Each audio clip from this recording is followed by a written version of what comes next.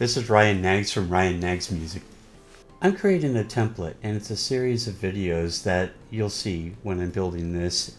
Some of the little tricks that I'm doing, some of the gotchas that I've done, and this is one of them. And let me just explain the scenario real quick. So as you can see on my screen, I have Cubase 12 over on the left hand side. And on the right hand side, I use Vienna Ensemble Pro 7. Okay, I have many different machines and I load up all my instruments on different machines, so I have load balancing and stuff like that, but that's a video for another time. What I'm going to talk about is wasteful patching. And the scenario is like this. When I started building my templates, I thought, I want everything in my template. I want the whole thing. I want every single patch so I can get to it and I can just start going and making my music work and the whole thing. And it took a long time. And I mean, it took a very, very long time. I didn't realize how many patches I had.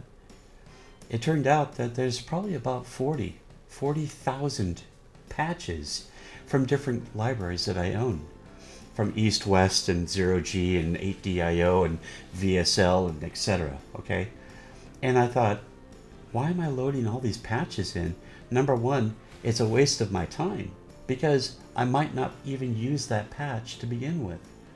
And so a good example was Contact Player. I was loading in all 16 patches per contact instance. To give you an example, over here on the right hand side, let me just zoom out here. Let's see, I'm just going to zoom out. Here's a good example. Here's a product by Zero G. It's their synthesizer called Hertz OG. And why I picked this one is because when you load it in, they give you choices. They give you literally all these different patches that you can load in, all these different presets. So originally I loaded in every single preset that there was, and it took hours. And then not only that, after I loaded them in, then on the other side over here in Cubase 12, I had to create one track per each patch.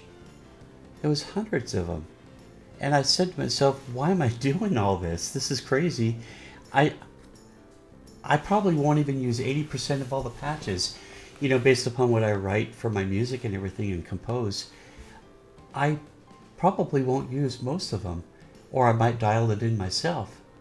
So I had to take a step back and say, all right, if I just load in just one, that's fine, because I load in one track over here, and I load in one patch over here, and I set it up for MIDI, you know, port 1 on channel 20, which is channel 20 over here on my DAW, because I'm using Vienna Ensemble Pro.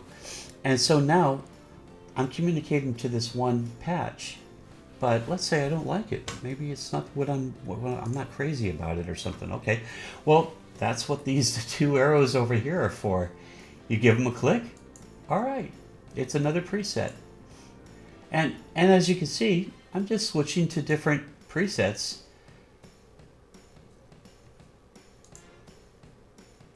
Yeah. So now I speed up the process of building my template. I just include one patch for that one instrument, and if I need a different instrument in my production, I just simply come over to the computer, the remote desktop, and then I just select the particular patch, go to a different preset, you know, whatever you want. So I had to share this because I know some of you out there who are building templates are doing that, and that's fine. I did that too. Like I said, I thought for convenience, I want everything inside my DAW. But you know what? It don't do that. I mean, you can do it if you want, but I'm certainly not going to do that anymore after just thinking about it and going, that's crazy. Let me just do it this way. I wanted to point one thing out, though. multiple patches are okay. You can use a multiple patch. A good scenario for a multiple patch in like a contact player where you have up to 16 in one particular instance is, let's say you're using the string section and you're going from a legato to a staccato to something else, and you need that transition, and you're not using the keyboard to switch between different articulations. You're using multiple patches for multiple articulations on multiple tracks, and that's a valid way of doing it too. There's different ways of that. There's no wrong way, in my opinion, on that. So, yeah, multiple patches are fine for that.